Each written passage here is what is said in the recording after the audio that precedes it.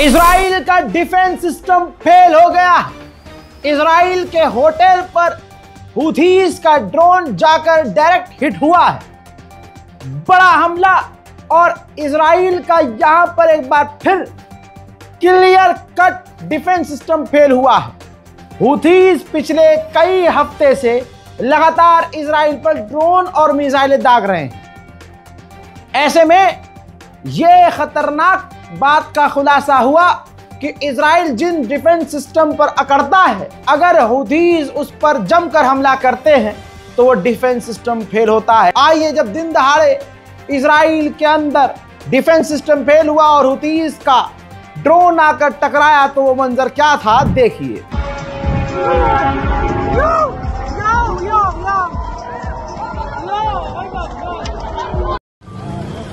הנה בוא נפל במלון. כן, ליד מלון זייפו.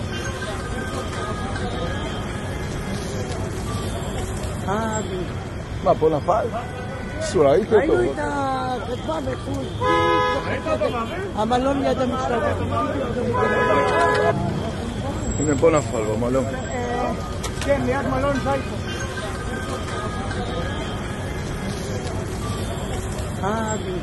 מה, פה נפל? ראיתי אותו. ראינו את הכתבה בחוץ. אימא'לה, מוטה, נפל פה באילת. אחי. תראה, אנשים רצים, לא זה, הנה בוא נפל במלון. כן, ליד מלון זייפו.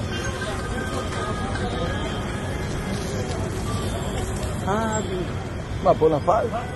ראיתי ראינו אותו. את הכתבה בחוץ. המלון ליד המשטרה. इन तस्वीरों को देखने के बाद एक बात क्लियर हो गई है कि यमन पर इजराइल बौखलाहट में अब बड़े हमले करेगा। वहीं इस ड्रोन हमले के बाद हुथीज ने मिसाइल भी दागी थी, जिन्हें इजराइल ने रोक लिया है। देखिए,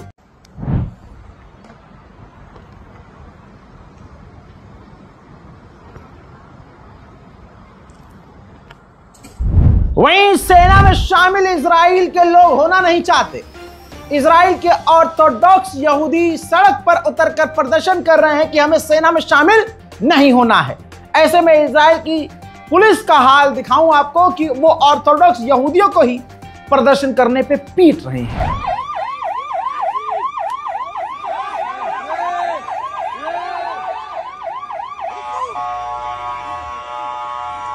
अल्लाह अकबर। इधर आप बता दूं कि 53 बोट, तस्वीर देखिए, 53 नाव यानी बोट फ्लोटिला की तेजी से गाजा की तरफ आगे बढ़ रही हैं।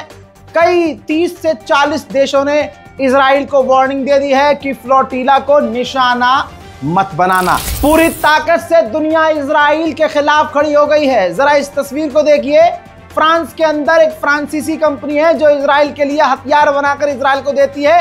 फ्रांस के लोगों ने वहां पर बोर्ड लगा दिया है, प्रदर्शन कर रहे हैं, जेनोसाइड का टैग लगा दिया है और पूरे उन कंपनी वहां उस फैक्ट्री पर पहुंचने वाले तमाम रास्तों को बंद कर दिया है। पूरी दुनिया में इजराइल अंधा पैसा खर्च कर रहा है लेकिन जलील हो रहा है।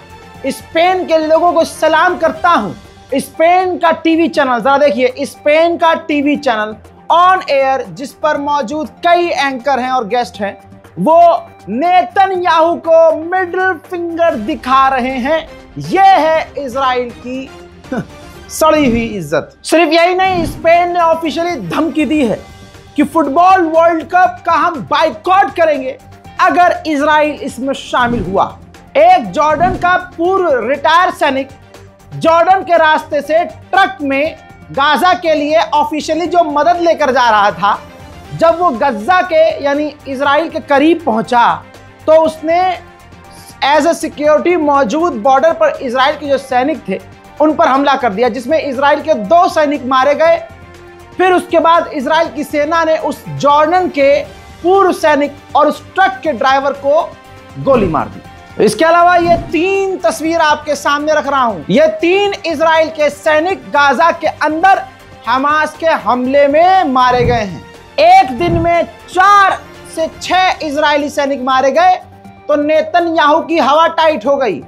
ऑफिशियली बयान दिया कि जॉर्डन के बॉर्डर पर इजराइल के यानी हमारे 2 सैनिक मारे गए और गाजा के अंदर 4 इजराइल के सैनिक मारे गए, 6 सैनिक हमारे मारे गए, हमें भारी कीमत चुकानी पड़ रही है। सुनिए। אני באתי עכשיו מהיישוב שוהם להסרת לוט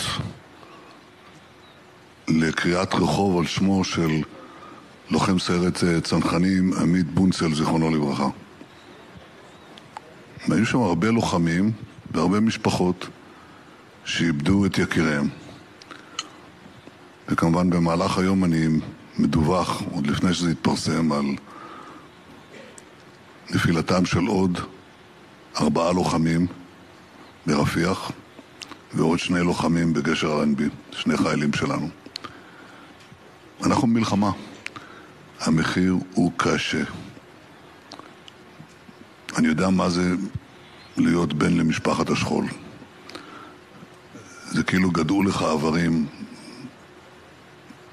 אתה פתאום נכה. והחיים הסתיים. कुछ भी कर लीजिए, इजराइल ये जंग हार रहा है। कैसे? इजराइल जहां दिखा रहा है कि 31,000 लोग इजराइल आए हैं रहने के लिए 2024 में, लेकिन सच्चाई ये है, आपके सामने इस ग्राफिक से समझ लीजिए। अगर 31,000 लोग आए हैं इजराइल रहने के लिए, तो वहीं उसी साल 2024 में 82,000 इजरायली इजराइल छोड़कर परमानेंट जा चुके हैं। इजराइल अभी और भड़केगा। जरा इस तस्वीर को देख लीजिए, यह है भड़कने की वजह। फिलिस्तीन के राष्ट्रपति महमूद अब्बास तुर्की पहुंचे हैं और रजब तैयब एर्दोगान से उनकी चल रही है फिलहाल मीटिंग। उधर रजब तैयब एर्दोगान ने इजराइल को निशाना बनाया, नेतन्याहू को निशाना बनाया और साफ तौर से अपने बयान में कहा कि जो लोग हमें चैलेंज कर रहे हैं 3 जनरेशन पुराने हैं और हम सदियों पुराने हैं।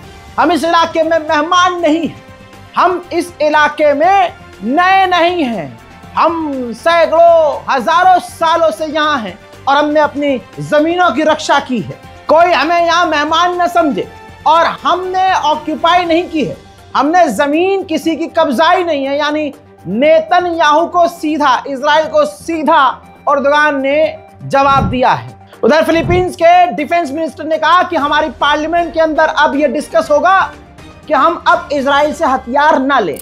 स्पेन ने एक और कदम इजराइल के खिलाफ उठाया और ऐलान कर दिया कि हम एक टास्क फोर्स टीम बनाएंगे जो ये इन्वेस्टिगेट करेगी कि इजराइल ने गाजा के अंदर कितना जेनोसाइड किया है।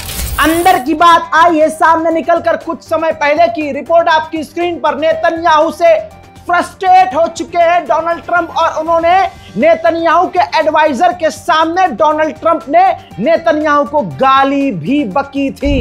हजरात, अभी 3 दिन पहले नेतन्याहू ने कहा था कि चाइना और कतर बोट के जरिए, बोट यानी रोबोटिक स्टाइल में ऑटोमेटिक अपने फर्जी लोग बिठाकर सोशल मीडिया और ग्लोबल लेवल पर हमारे खिलाफ फर्जी बातें फैला रहे हैं, फेक न्यूज फैला रहे हैं, जिस पर चीन भड़क गया और चीन ने कहा कि यह बकवास है और इस बयान को इजराइल के हम सिरे से खारिज करते हैं। इजराइल को बड़ा झटका एक और लगने वाला है। जो फ्लोटिला काफिला आ रही है, उस फ्लोटिला काफिले में 8 अमेरिकी रिटायर्ड सैनिक शामिल हो गए हैं। हजरात मोहतरम, कुछ भी कह लीजिए, हालत इजराइल की पतली है।